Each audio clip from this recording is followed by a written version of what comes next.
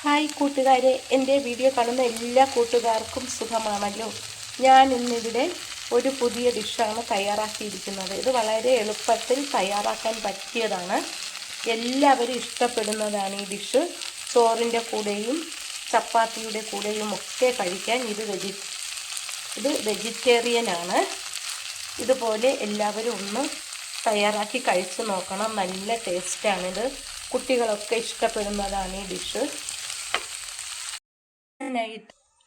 ഒരു കപ്പയാണ് ഞാൻ ചെറിയ കഷ്ണങ്ങളായിട്ട് കട്ട് ചെയ്ത് കഴുകി വൃത്തിയാക്കിയത്. ഇതിലേക്ക് നമുക്ക് ആവശ്യത്തിന് വേകാനുള്ള വെള്ളമൊഴിച്ച് ഒന്ന് പുഴുങ്ങിയെടുക്കാം.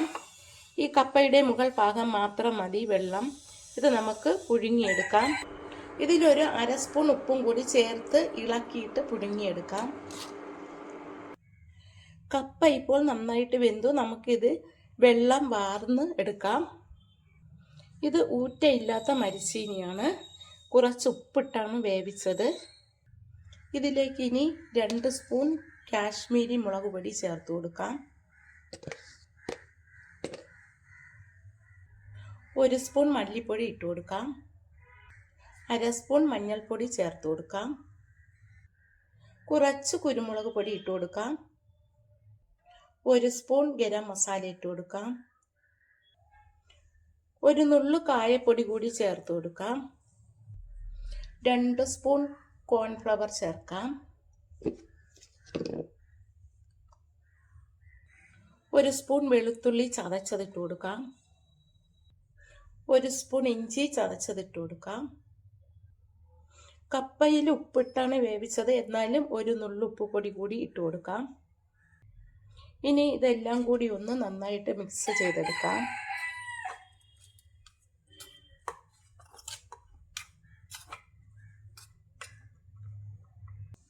കുറച്ച് വെള്ളം കൂടി ഒഴിച്ചു കൊടുക്കാം. എന്നിട്ട് ഇത് മിക്സ് ചെയ്യാം കൈവച്ച്. ഇനി നമുക്കിത് ഒരു 5 മിനിറ്റ് സമയം വെച്ചേക്കാം. കപ്പയിൽ ഉപ്പിട്ട് വേവിച്ചതുകൊണ്ട് ഉപ്പൊക്കെ പെട്ടെന്ന് തന്നെ ഇത് പിടിച്ച് കിട്ടും.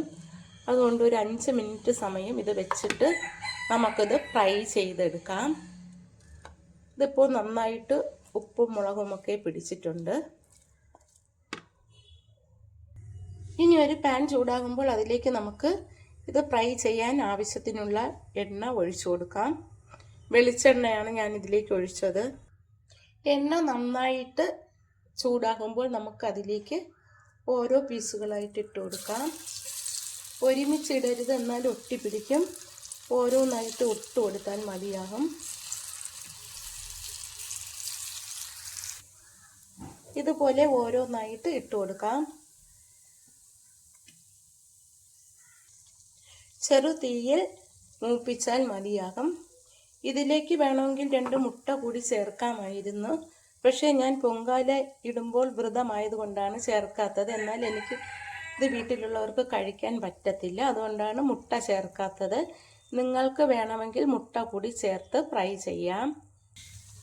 ഇത് വെന്ത് വരുമ്പോൾ ഇടയ്ക്കൊക്കെ ഒന്ന് തിരിച്ചും മറിച്ചുമൊക്കെ ഇട്ട് കൊടുക്കണം. എല്ലാം തിരിച്ചൊക്കെ ഇട്ട് കൊടുക്കാം. മൂത്ത് വരുന്നുണ്ട്. ഇതിപ്പോൾ നന്നായിട്ട് ഫ്രൈ ആയി. നമുക്കിനി ഇതൊരു പാത്രത്തിലേക്ക് കോരി മാറ്റാം. ഫ്രൈ മുഴുവനും ഞാനൊരു പാത്രത്തിലേക്ക് മാറ്റി വെച്ചു. ഇനി ഒരു പാൻ ചൂടാകുമ്പോൾ അതിലേക്ക് 2 സ്പൂൺ വെളിച്ചെണ്ണ ഒഴിച്ചു കൊടുക്കാം. വെളിച്ചെണ്ണ ചൂടാകുമ്പോൾ അതിലേക്ക് തൊലിയോട് കൂടി ചതച്ച 5-6 വെളുത്തുള്ളി അല്ലി ഇട്ട് കൊടുക്കാം. ഇട്ട് അതൊന്ന് ഇളക്കി കൊടുക്കാം. വെളുത്തുള്ളിയുടെ പച്ചമണമൊക്കെ ഒന്ന് മാറി വന്നു. ഇനി നമുക്കിതിലേക്ക് 2 പച്ചമുളക് അരിഞ്ഞതും കുറച്ച് കറിവേപ്പിലയും ഇടാം.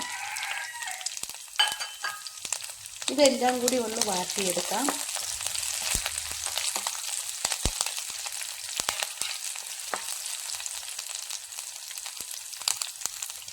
പച്ചമുളക് വാടി വന്ന് നമുക്ക് ഇതൊരു പാത്രത്തിലേക്ക് കോരി മാറ്റാം.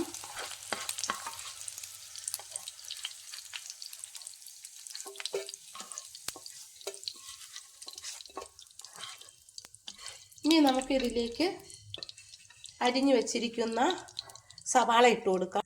ഒരു സവാള ഈ രീതിയിലാണ് അരിഞ്ഞെടുക്കാനുള്ളത്.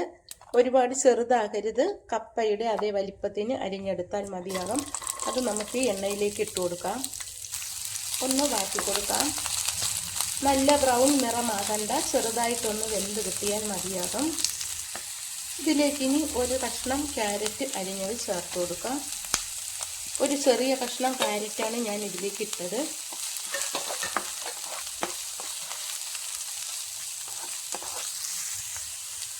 ഒരു ക്യാപ്സിക്കത്തിൻ്റെ പകുതിയാണ് എടുത്തത്. അത് നമുക്കതിലേക്ക് ചേർത്ത് കൊടുക്കാം. ഇനി അതിലേക്ക് ഒരു ടൊമാറ്റോ അരിഞ്ഞത് ചേർത്ത് കൊടുക്കാം. പാകത്തിന് ഉപ്പുപൊടി കൂടി ചേർത്ത് കൊടുക്കാം. എന്നിട്ട് ഇതൊന്ന് വഴറ്റി കൊടുക്കാം. വെന്ത് പോകരുത്, വെന്ത് ഉടഞ്ഞു പോകരുത്. കളറൊന്നും മാറാത്ത രീതിയിൽ വേവിച്ചെടുക്കാൻ മതിയാകും. ഇപ്പോൾ ഇതെല്ലാം ആവശ്യത്തിന് വെന്തു. ഇതിലേക്ക് നമുക്ക് ഒരു സ്പൂൺ ടൊമാറ്റോ സോസ് ഒഴിച്ചു കൊടുക്കാം.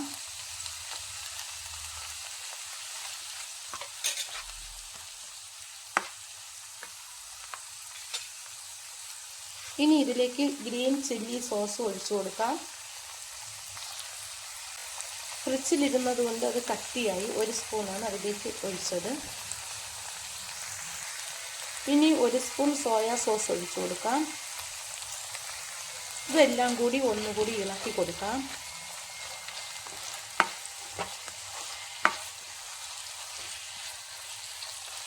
ഇനി നമുക്ക് ഇതിലേക്ക് ആദ്യമേ തയ്യാറാക്കി വെച്ച ഫ്രൈ ചെയ്ത് വെച്ച മരിച്ചീനി ഇട്ട് കൊടുക്കാം.